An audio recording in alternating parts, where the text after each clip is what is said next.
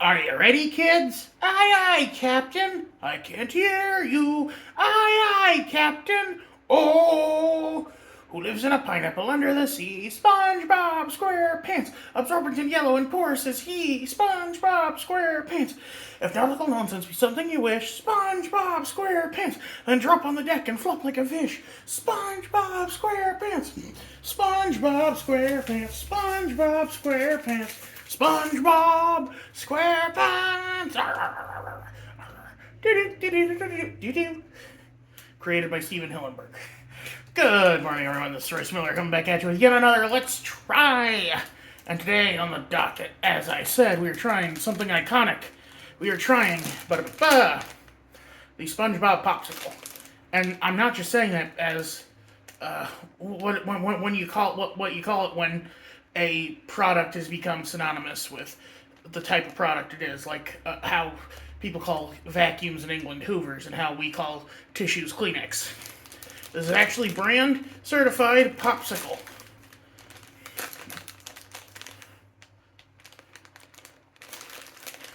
And then, fruit punch and cotton candy with chocolatey eyes, which is a lot better than what I remember them being as a kid, which was gumball eyes. Which, first off, no one wants to chew a frozen gumball. Secondly, for this kind of dark color, they usually go with grape flavor. Silly SpongeBob stuff. SpongeBob's first words were, "May I take your order?" Squidward has over 500 self-portraits. The creator of SpongeBob SquarePants once worked as a fry cook in a seafood restaurant.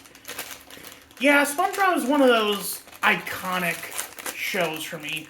Like, when I was a kid, that was basically all we would, that was basically one of our constant watches over the summer. At home or at our grandma and aunt. Oh, they're here. The face of horror. I'm guessing the yellow is cotton candy and the red is fruit punch. Who knows what the white is? I kind of let this melt a little bit because I hate chewing ice cream, which I believe this is ice cream. It's kind of like a fudgesicle, where it's an icy outer layer surrounding a more creamy inner layer.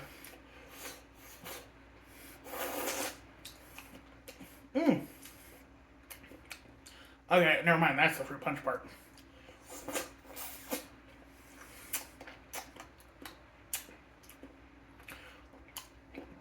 So it's more of a sorbet.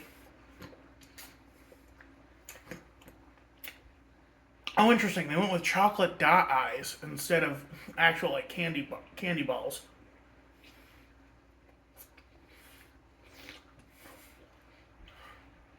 So it's not them realizing their mistake. It's them going cheap. Not that I mind. Again, frozen gumballs aren't a pleasant experience. I need to be more gentle with this. When I was a kid, I actually had an ice cream truck that would come around town. And back when I was a kid, we didn't have. Well, I mean, I think SpongeBob was one of them, but the ones we had were like Powerpuff Girls, Looney Tunes. I remember my sister getting a Tweety Bird one once. I believe that was banana flavored, which is gross.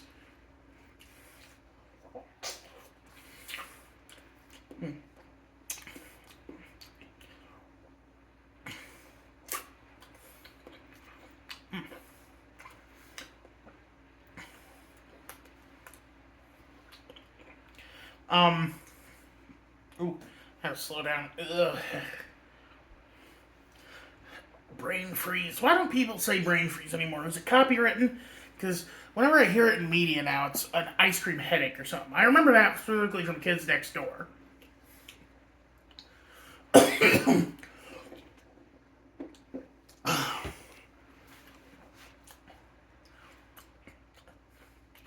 But yeah, so the iconic summer shows for me as a kid were SpongeBob and Ed, Edd n Eddy, which both make a lot of sense because SpongeBob is about a fry cook living in a beach town, and Ed, n Eddy is about three middle schoolers on summer vacation trying to con kids out of quarters so that they can get some what do you call them? Jawbreakers.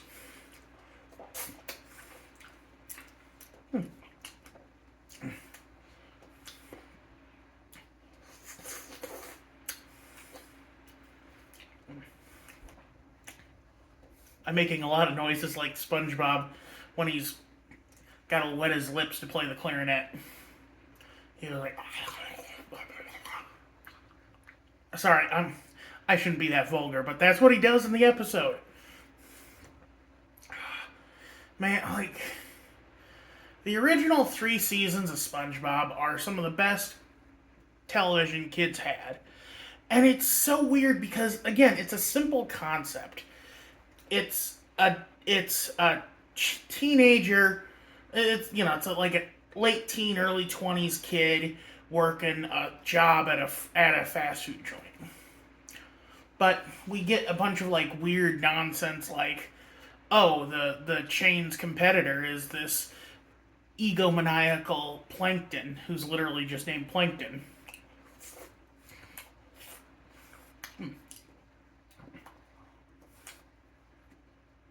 Or his best friend besides the starfish is a squirrel in an astronaut outfit. Which I do believe astronaut outfits, because of how they're pressurized, could also be underwater as well. In fact, that's how they train for NASA missions, is they'll be underwater because it imitates weightlessness to a degree. In space, like in water, because we are lighter than water, we go up. And before you make a joke that I would sink like a stone, fat would actually make me float more. So unfortunately, I'm a good buoy. If I were on the Titanic, my corpse would have made a wonderful life preserver for Rose and Jack. They both could have fit on me. Oh God, that was an awful thing to say. Anyway.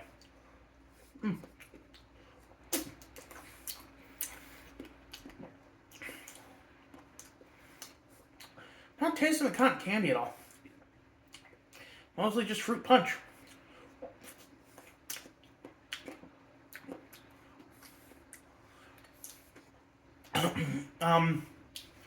And then SpongeBob's hobbies were kind of parodies of real life hobbies.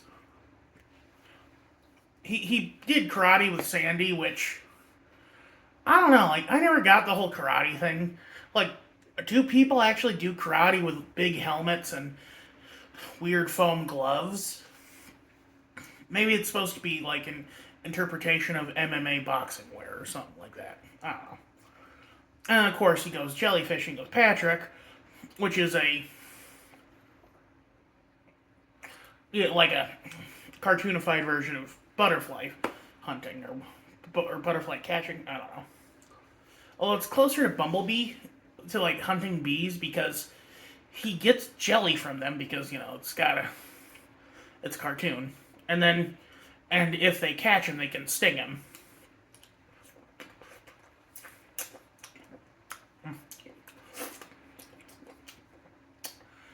I'm pretty sure the red part is the cotton candy flavored part. Because it's a lot milder. It's a lot milder flavor than the rest of it, which is a little weird because I think you're much more likely to run into red fruit punch than you are.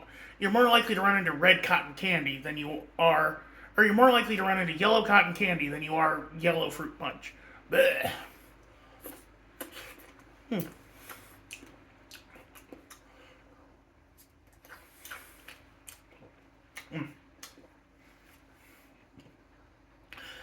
And there are so many great episodes of the old show, or the old series too.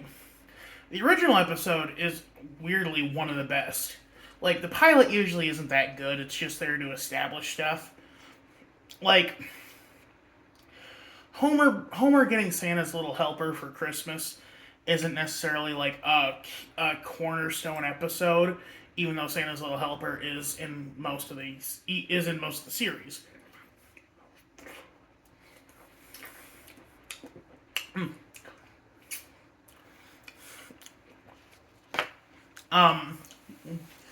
But no, that first order, that first episode, I forget what it's called, is really good. Like, you know, it establishes SpongeBob, his friend Patrick. It establishes Squidward and Mr. Krabs, who played by Clancy Brown of Highlander fame. Let's see, he's also in Starship Troopers as Zim.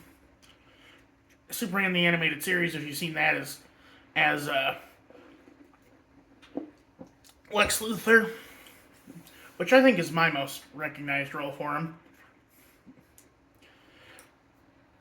Oh Lord, he plays a fantastic Mr. Freeze in the 2004 Batman show. He's not as tragic as the Freeze that was in the Paul Dini and Bruce Timm series, but he's really cool and has an awesome voice. And then Mr. Krabs, I think he also sings the intro for the show. But Mr. Krabs has such a weird voice too, because like he does this laugh that is kind of like Popeye's but it's got a pirate timbre to it, so it's more like ar ar ar ar. But I can't do it right. It just imagine mixed with yar har har har har. It's a fantastic laugh. And I wonder if Clancy Brown did take it from Popeye, similar to how Travis Willingham, when he played Hulk on whatever Marvel Super Friends or whatever it was called, basically a toddler show with all the Marvel heroes. He gave Hulk Herman Munster's laugh. You know, that kind of like where it sounds like he's deaf or something, where he goes, I can't do it. It's a great laugh though. God bless. Is it Fred Gwynn? Ed Gwynn? Something like that. Y'all know who I'm talking about, and will correct me in the comments. And like, Clancy Brown's also kind of the one of the group who's kind of a wild card too, because when they did the episode where SpongeBob and Patrick learn what swearing is, because they just dub them over with dolphin noises, anything could have been in the script for them to say, but they were having trouble getting takes right. So Clancy Brown, I think it was either Bill Fogerbacke, who plays Patrick, or SpongeBob, or Tom Kenny, who plays SpongeBob, say, well, why don't we just cuss for real, and then you'll take it out in the edit. And then Clancy Brown immediately goes, "Oh, that please," which, as someone who did very hyper-violent films in the past, he probably has no problem with. Anyway, it's a good show, and it's sad to see where it's gone, but that's the world we live in. As for this thing, it's okay.